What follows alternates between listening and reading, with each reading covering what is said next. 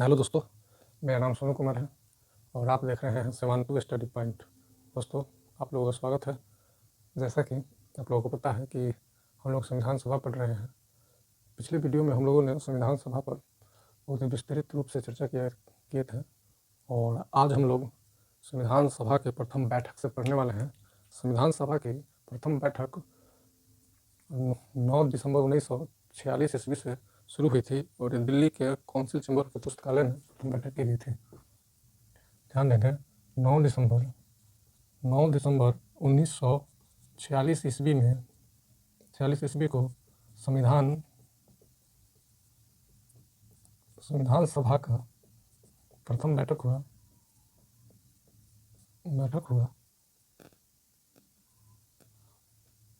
प्रथम बैठक नई दिल्ली काउंसिल चैम्बर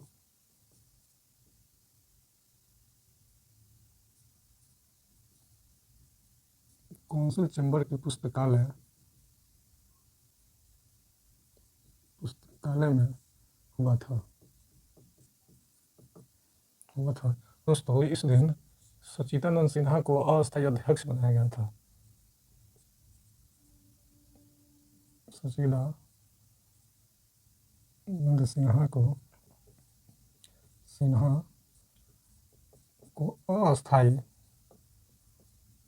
अध्यक्ष बनाया गया था।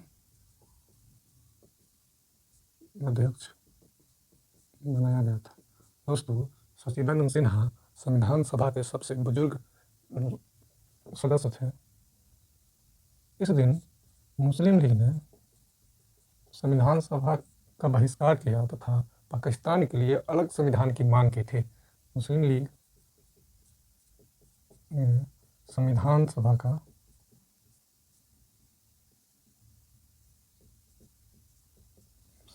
बहिष्कार किया था और मुस्लिम लीग ने पाकिस्तान के लिए अलग संविधान सभा का मांग किया था।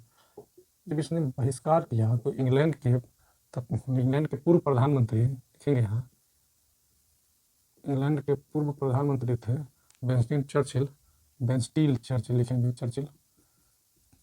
इसने कहा था कि यह ऐसा विवाह है जिसकी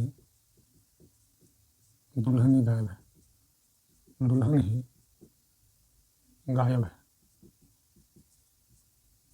गायब है। इसने कहा था क्योंकि दोस्तों, किसी भी देश के विकास के लिए उसका संविधान पूरी तरह जिम्मेवार होता है। दोस्तों, देखा जाए यहाँ पर तो ये चर्चिल ने ऐसी बात इसलिए कही थी क्योंकि अगर हम भविष्य को ध्यान में रखते हुए संविधान का निर्माण कर रहे हैं और उसमें अगर मुस्लिम लीग का सहयोग नहीं मिल रहा है तो इस संविधान को विवाह के रूप में बोला गया है और दुल्हन, जो कि मुस्लिम लीग ने सहयोग नहीं किया, इसने बहिष्कार किया था, इसके संदर्भ में बोला गया कि दुल्हन ही गायब है। आगे देखेंगे, संविधान सभा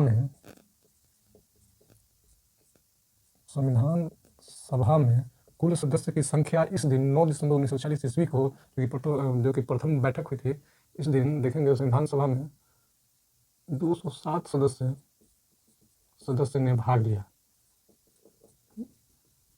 लिया था 207 सदस्य ने। जबकि हमने आपको पिछले वीडियो में बताया था कि कुल सदस्य 389 सदस्य थे जो कि नियत किए गए थे, तय किए गए थे, जो कि संविधान सभा में भाग लेंगे, संविधान सभा के निर्माण में अपना योगदान देंगे।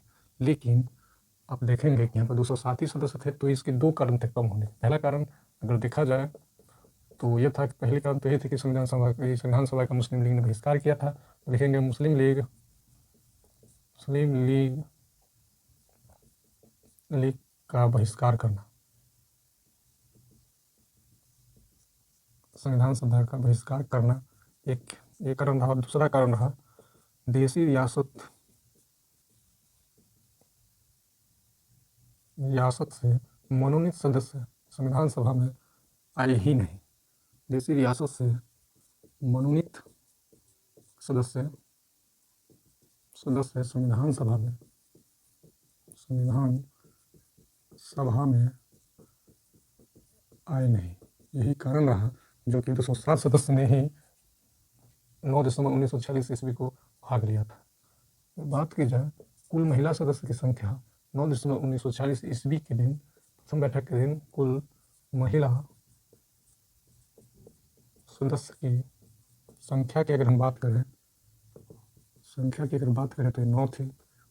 दोस्तों 11 दिसंबर 1996 ईस्वी को डॉक्टर राजेंद्र प्रसाद को संविधान सभा का अस्थायी अध्यक्ष बनाया गया था। अस्थायी अध्यक्ष बनाया गया यहाँ पर। और देखेंगे कि 13 दिसंबर 1946 ईस्वी में पंडित जवाहरलाल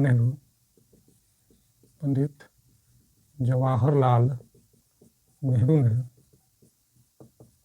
ने प्रस्तावना को पेश किया था संविधान सभा में। प्रस्तावना को पेश किया संविधान सभा में। और 22 जनवरी 1947 ईस्वी में आप देखेंगे कि संविधान सभा ने प्रस्तावना को पारित कर दिया। प्रस्तावना को पारित किया। दोस्तों अगर देखा जाए कि 13 दिसंबर 1946 को इसे संविधान सभा में पेश किया गया, लेकिन यह लागू हुआ 22 जनवरी 1947 ईस्वी को, तो इनके बीच में ये समय अंतराल रह जाते हैं। इसका कारण बस यही था कि जो 207 सदस्य थे वहाँ पर, तो इस समय के जो सदस्य थे इनका विचार था कि अधिक से अधिक सदस्य संविधान सभा में भाग ले सके ताकि उनकी सहमति से प्रस्तावना को पारित किया जाए। बस यही कारण था कि संविधान सभा के सदस्यों ने इंतजार किया कि अधिक से अधिक लोग शामिल हों। दोस्तों इस दिन भारत के लिए संविधान सभा में एक प्रस्ताव पारित किया गया था, जिसमें यह कहा गया था कि भारत के लिए एक संविधान बनाया जाएगा। ध्यान देंगे इस दिन 22 जनवरी 1947 ईस्वी को भारत के लिए संविधान निर्माण का संकल्प लिया गया था संविधान सभा द्वारा। मोटी से ध्यान में रखेंगे 22 जनवरी 1947 ईस्वी को। दोस्तों संविधान निर्माण में कुछ समितियों का गठन किया गया था। निर्माण में सलाह के लिए समितियां बनाई गई थी। बात करें प्रथम समिति की, तो एक समिति थी सलाहकारी समिति, जिसके अध्यक्ष थे बी एन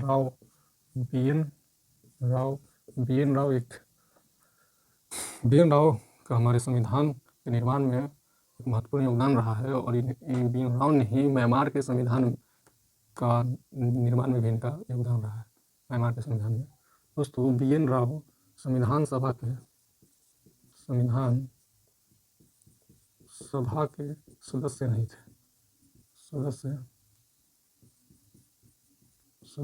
थे। ये संविधान के सलाहकार थे। इसे आप ध्यान में रखें। सलाहकारी समिति की 4 उप समितियां थी। उप समिति थी, यहाँ समितियां लिखेंगे। समितियां थी। प्रथम की बात की जाए तो प्रथम समिति थी मौलिक अधिकार उप समिति।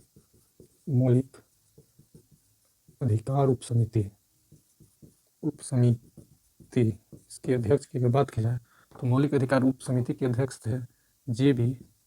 कृपलानी। ये अध्यक्ष थे मौलिक अधिकार उप समिति की। अगर दूसरी उप समिति की बात की जाए तो अल्पसंख्यक उप समिति थी। अल्पसंख्यक उप समिति के अध्यक्ष एच.सी. मुखर्जी थे। और तीसरी उप समितियों की बात की जाए तो आप देखेंगे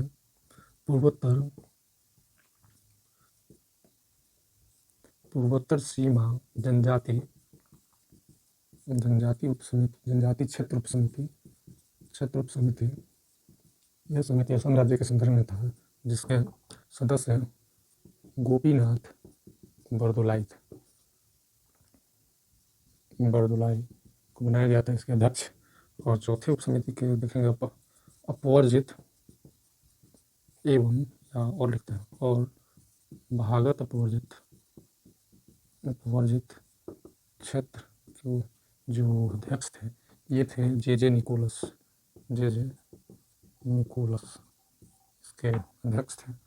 दोस्तों ध्यान देंगे यहाँ आप, ये जो भागत अपवर्जित था, ये अपवर्जित क्षेत्र था, ये असम राज्य को छोड़कर पूर्वी राज्य पर लागू होते थे। अगर दूसरी समिति की बात करें तो संचालन समिति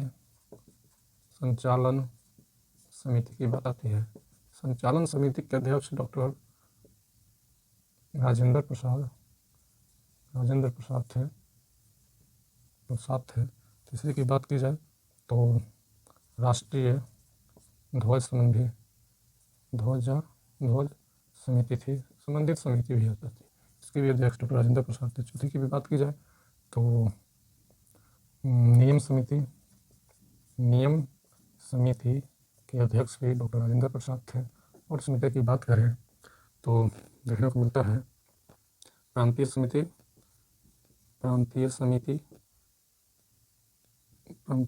की बात की जाए तो इसके अध्यक्ष सरदार वल्लभ भाई पटेल थे। वल्लभ भाई पटेल थे। बात की जाए संघ शक्ति समिति की बात करें तो ये पंडित जवाहरलाल नेहरू थे। और राज्य समिति के अध्यक्ष की बात की जाए तो ये भी पंडित जवाहरलाल नेहरू ही थे। अगर दोस्तों थोड़ी और डिटेल में बात की जाए तो आप देखेंगे परिचय पत्र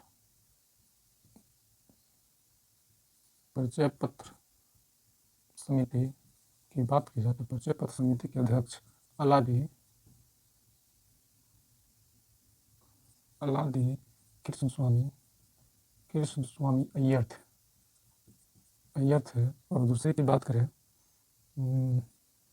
तो समितियाँ थी 4, 5, 6, 7 और ये हुई 8, 9वां परिचय पत्र समिति था। एक समिति था कार्य निर्धारण समिति, इसके अध्यक्ष कन्हैया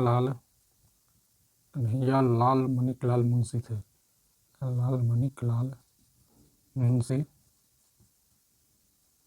मुंशी थे।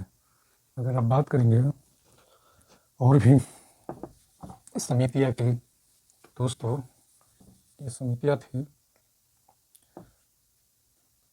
10वीं समिति में प्रारूप समिति थी।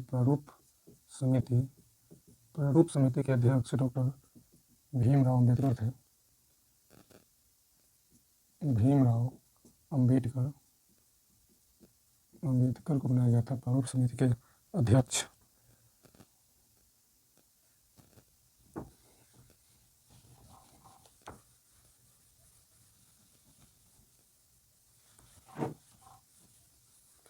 दोस्तों अगर प्रारूप समिति की बात की जाए तो प्रारूप समिति में 7 सदस्य थे और इसे बनाया गया था 29 समिति। दोस्तों प्रारूप समिति की अगर बात की जाए तो प्रारूप समिति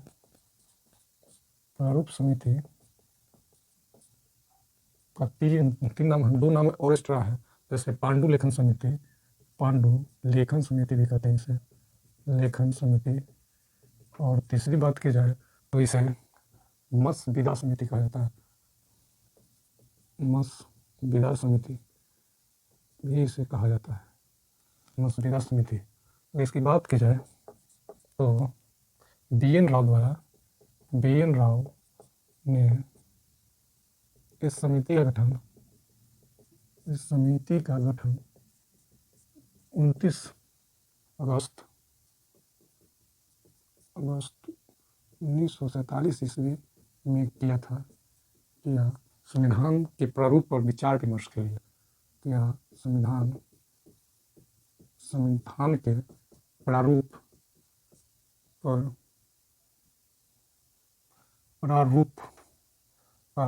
पर विचार विमर्श के लिए इसे किया गया था। इसलिए इसमें देखा जाए तो 7 सदस्य थे। पहले सदस्य की अगर बात की जाए तो देखेंगे पहले सदस्य पर डॉक्टर भीमराव अम्बेडकर। देखते हैं डॉक्टर भीमराव अम्बेडकर थे। और दूसरे सदस्य की बात करें तो अलादी कृष्ण स्वामी अय्यर थे। और तीसरे की बात की जाए तो एक सैयद मोहम्मद सादुल्ला को बनाया गया था। और चौथे कन्हैया लाल मानिक लाल मुंशी थे। और पांचवे की बात की जाए तो एन गोपाल स्वामी थे। छठे की बात की जाए तो बी एल मित्रा थे। यह हटा करके इन माधवराव को बनाया गया था 1948 में। और ध्यान देंगे 7वां सदस्य की बात करेंगे तो ये जो थे डीपी खेतान जिसे बोलते हैं, जिनकी मृत्यु हुई थी। 1948 में ही हुई थी। मृत्यु के बाद टीटी कृष्णाचारी को बनाया गया था। और ये थे अध्यक्ष इसके समिति के। और हमने बता दिया है आपको। दोस्तों संविधान सभा की बात थोड़ा डिटेल से देखा जाए तो यही मेन है प्रारूप समिति। इससे क्वेश्चन पूछे जाते हैं। आप इसके सदस्य और इसके अध्यक्ष को जरूर ध्यान में रखें। और ये बनाए किसके द्वारा गए थे, डेट आप फिर नोट कर सकते हैं चाहे तो। दोस्तों अब बात करते हैं डॉक्टर भीमराव अम्बेडकर की। देखिए डॉक्टर भीमराव अम्बेडकर का जो निर्वाचन हुआ था संविधान सभा में वो पश्चिमी बंगाल से हुआ था। लेकिन जब 3 जून 1946 ईस्वी को जब माउंटबेटन योजना के अनुसार देश का विभाजन हुआ तो यह क्षेत्र पाकिस्तान में चला गया, जो कि आज प्रेजेंट में बांग्लादेश का हिस्सा है। तो ये तो भारतीय संविधान सभा के सदस्य से ऐसे ही हट गया। तो दोस्तों इनको सदस्य बनाने के लिए बॉम्बे से एक सदस्य थे जिनका नाम था एम.आर. जयकर। ये सदस्य थे संविधान सभा के एम.आर. जयकर। ये बॉम्बे से संविधान सभा में सदस्य थे। इन्हें हटाया गया यानी इन्होंने इस्तीफा दिया और इनके जगह पर डॉक्टर भीमराव अम्बेडकर को हटा करके बॉम्बे से भीमराव अम्बेडकर को यहाँ से इन्हें चुना गया था।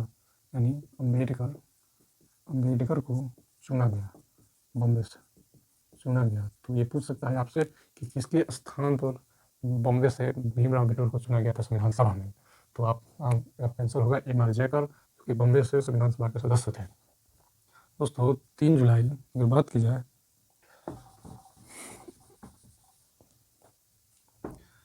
3 जून 1947 ईस्वी में माउंटबेटन योजना के अनुसार देश का विभाजन हुआ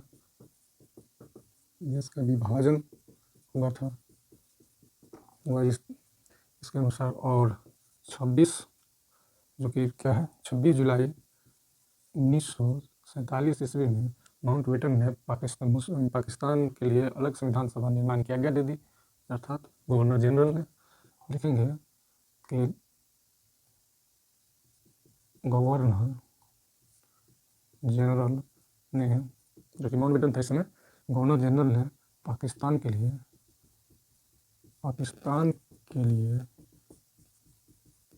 अलग संविधान सभा गठन की आज्ञा दे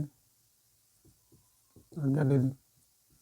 तो हमारे संविधान में इसमें यह नियत किया गया कि संविधान सभा में कुल सदस्य संख्या जो होगी वो होगी 324।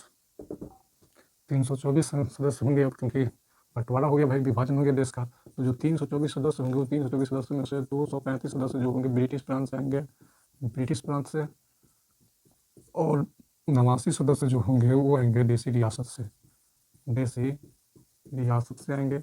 ये हुआ था, लेकिन 31 अक्टूबर 1947 ईस्वी में संविधान सभा का पुनर्गठन हुआ। संविधान सभा का पुनर्गठन किया गया, पुनर्गठन हुआ। इस समय संविधान सभा के सदस्य की संख्या जो थी 299 थी। अभी 299 सदस्य यहाँ पर बचे थे जो कि संविधान सभा में प्रेजेंट थे, उपस्थित थे। 229 सदस्य जो थे ये थे ब्रिटिश प्रांत से जो कि पुनर्गठन के बाद बचे, और 70 सदस्य जो थे वो बचे थे देसी रियासत से थे, देसी रियासत से ये सदस्य थे। बस दोस्तों, आज भर इतना ही। आज का वीडियो यहीं पर समाप्त होता है। वीडियो अच्छा लगा हो तो सब्सक्राइब करें, लाइक करें, कमेंट करें। धन्यवाद वीडियो देखने के लिए।